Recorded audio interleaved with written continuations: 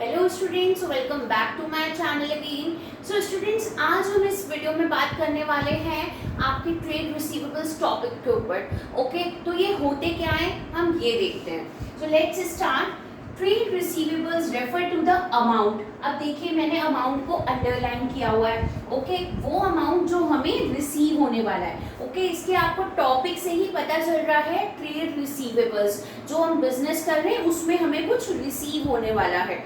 Okay, सो किसकी receive होगा? On account of sale of goods. आपने गुड्स सेल करे या फिर कोई सर्विसेज रेंडर करी, okay, in the normal course of business, means आपके एक अकाउंटिंग पीरियड में। ओके, जितना भी आपने गुड्स सेल करा है या फिर कोई सर्विसेज दिए, उनके लिए जो आपको अमाउंट्स मिलने वाले हैं वो क्या होंगे? आपके ट्रेड रिसीवेबल्स होंगे। मींस अगर आपने कुछ क्रेडिट पे बेचा है ना, तो उसका अमाउंट आपको फ्यूचर में मिलेगा। ठीक है, ऐसे तो हम कैश पेमेंट्स ले लेते हैं, बट कभी कभी कोई कस्टमर ऐसा होता है जिसे हमें टर्म्स बनाने के लिए क्रेडिट पे देना पड़ जाता है, या फिर हो सकता है कि उस समय सिचुएशन ऐसी होती है कि आपका कस्टमर आपसे क्रेडिट पे मांगता है और आप मना नहीं कर पाते। तो आप जो भी अमाउंट्स क्रेडिट पे देंगे, मींस आप कोई भी गुड सेल करते हैं या फिर कोई सर्विसेज देते हैं, तो उनके जो अमाउंट्स हैं वो आपको फ्यूचर में मिलने वाले हैं। ओके, सो ट्रेड रिसीवेबल्स बेटा आपके 2 टाइप्स के होते हैं, तो वो टाइप्स हम देख लेते हैं। पहला होता है आपका debtors and second one is bills receivable. Okay, so debtors क्या होते हैं पहले हम ये देखते हैं। तो डेटर्स रिप्रेजेंट्स दोज पर्सन्स, भाई वो पर्सन होते हैं या वो फर्म होती है, ओके, जिसे आपने गुड्स या सर्विसेज क्रेडिट पे दिया है।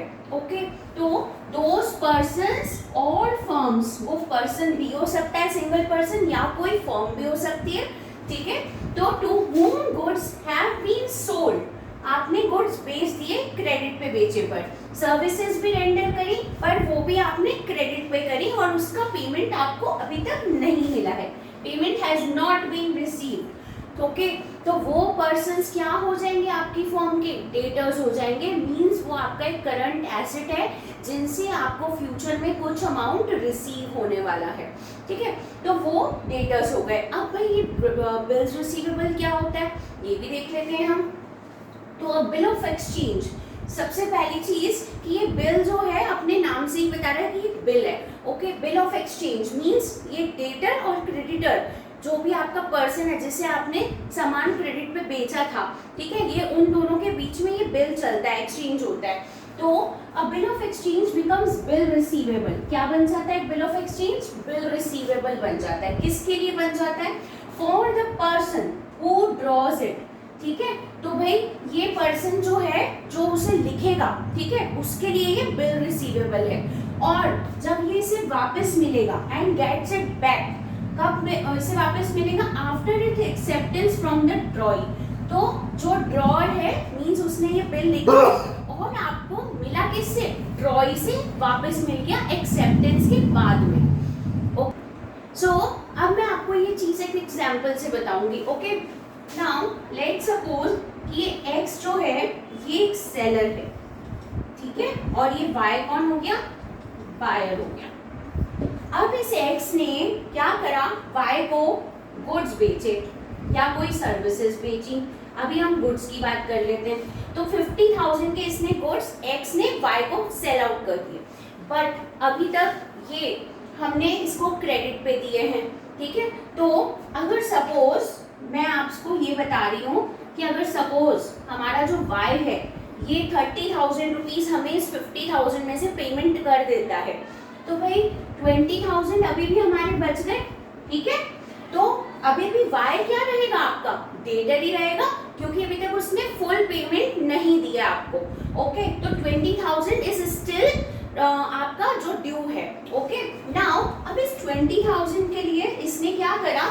एक्स ने कहा कि भाई ऐसा करो, तुम मुझे ना 20,000 का मैं तुम्हें एक बिल बना के दे देता हूँ, ठीक है, और वो तुम अपना साइन कर दो उस पर। तो इसने क्या करा?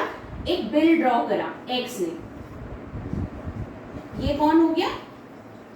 ड्रॉअर। अब इसने जो बिल बनाया ना बेटा, उस पे इसने सारा कुछ लिख दिया इन्फॉर्मेशन कि कौन सी डेट को इसने बेचा, कितना सामान बेचा, ओके, उसका टोटल अमाउंट क्या था। तो वो आपके लिए एक एविडेंस की फॉर्म में काम करेगा, जो आपका क्रेडिट सॉरी आपका डेटर है, ठीक है, वो साइन करेगा, ओके, और फिर उसे अपनी एक्सेप्टेंस दे करके वो उसे वापस कर देगा एक्स को। जैसे एक्स ने बिल ड्रॉ करा, लिखा, और वाई ने उसे साइन कर दिया, उसने बिल एक्सेप्ट कर लिया, ठीक है, तो वाई क्या हो जाएगा, आपका ड्रॉई हो जाएगा।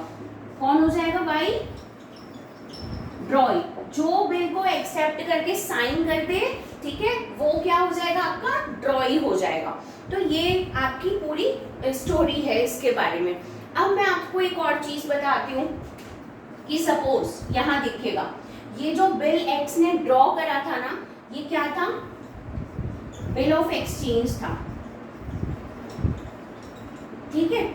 अब यही बिल ऑफ एक्सचेंज, यही सेम बिल एक्स के लिए तो बन जाएगा बिल्स रिसीवेबल, पर वाई के लिए क्या बन जाएगा, ये बिल्स पेबल, ठीक है। वो ही बिल वाई के लिए बिल पेबल क्यों बन गया, क्योंकि उसे वो बिल जो है उसमें जितना भी अमाउंट है वो एक्स को फ्यूचर में पे करने वाला है, ठीक है, तो वो उसके लिए बिल्स पेबल हो गए। बट वो ही सेम बिल एक्स के लिए क्या बन गया, बिल्स रिसीवेबल। अंडरस्टूड। ये बी आर बेटा बिल्स रिसीवेबल के लिए लिखा जाता है, और ये बी पी जो है ये बिल्स पेबल के लिए लिखा जाता है।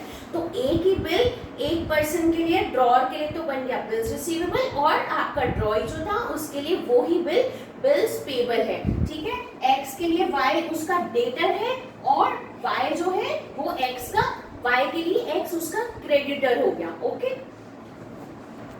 सो नाउ अब हम बात करते हैं ट्रेड पेबल्स के बारे में, ओके। ट्रेड रिसीवेबल्स आपने देख लिया, जो अमाउंट आपको रिसीव होने वाला है इन फ्यूचर। अब पेबल्स वही, ऐसा भी तो कुछ अमाउंट होता है जो हमें पे भी करना होता है, मीन्स हमारी लाइबिलिटीज होती है जब हम किसी से क्रेडिट पर कुछ लेते हैं या फिर कोई सर्विसेज लेते हैं, ओके। सो हम इसके बारे में डिस्कस करते हैं यहाँ पर।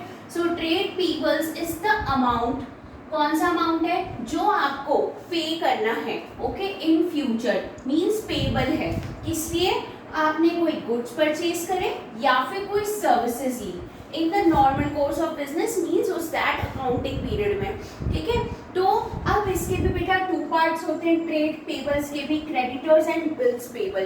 तो क्रेडिटर्स कौन होते हैं, वो पर्संस होते हैं, those persons, ध्यान से देखिएगा, the term creditors represents those persons और firms, ठीक है, जिनसे हमने गुड्स परचेज किए हैं। कैसे, आपने कोई क्रेडिट पर गुड्स परचेज किए या फिर कोई सर्विसेज प्रोक्यूर करी हैं, ठीक है, या तो आपने गुड्स लिए या फिर कोई सर्विसेज लिए, वो भी किस पे, क्रेडिट पे लिए हैं, ठीक है। तो अब ऑब्वियसली अगर आपने कुछ क्रेडिट पे लिया तो आपको इन फ्यूचर उसका पेमेंट करना पड़ेगा, ठीक है। तो जिन्हें आपको पेमेंट करना है वो पर्सन आपके फर्म के लिए क्रेडिटर है, आपकी लायबिलिटी है, अंडरस्टूड।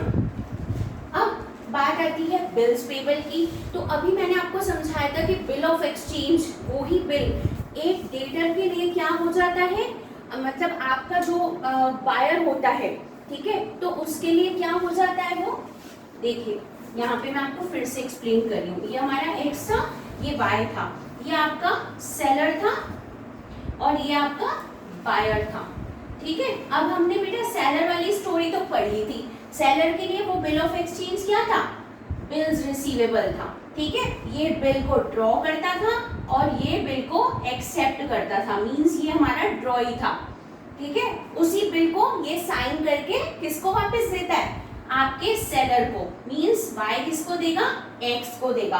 तो इसके लिए वो बिल क्या बन जाएगा, बिल्स पेबल। वो बिल जो इसको फ्यूचर में पे करना है, उसमें जितना भी अमाउंट लिखा है that will be paid by आपका y, okay, y to x। अब देखते हैं हम इसे वापस से। अब bill of exchange becomes bills payable. अभी मैंने ये बताया आपको, बिल ऑफ एक्सचेंज क्या बन जाएगा, बिल पेबल, ठीक है। किसके लिए बन जाएगा, for the person who accepts it, जो उस पर साइन कर रहा है, मींस यहाँ पे y हमारा बायर था, उसने क्रेडिट पे गुड्स खरीदे थे x से, तो वो पर्सन जो इसको एक्सेप्ट कर रहा है, मींस इसे साइन कर रहा है, दैट इज ड्रॉई, ठीक है, and returns it to the drawer. किसे वापस दे रहे हैं, साइन करके आपके x को वापस दे रहा है, ठीक है। तो same bill will become BR means bill receivable to X and same bill will become BP means bills payable to Y, Understood? I hope this topic is very crystal clear to all of you. So if you have any query regarding this, you can ask me in the comment sections, and don't forget to share it with your friends. Thank you so much.